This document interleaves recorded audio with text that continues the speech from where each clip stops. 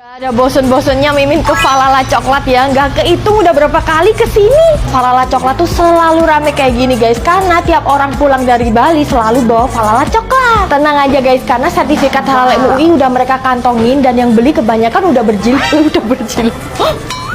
Maksudnya yang beli rata-rata pakai hijab guys. Bentar lagi kan libur Natal dan Tahun Baru ya. Kalau kalian ke Bali, sekalian aja bawa pulang oleh-oleh Falala Coklat. Gemes, packagingnya bisa dipitain. Tempat dine-innya juga proper. Tuh, kalian bisa dine in di tempatnya yang nyaman. Sekarang garpu tusuknya tuh dibungkusin kayak gini guys, jadi lebih steril. Ini varian mix dark coklat dan karamel. Nah, ini yang dark coklat, favorit Mimin. Oh my god, teksturnya bagus banget guys.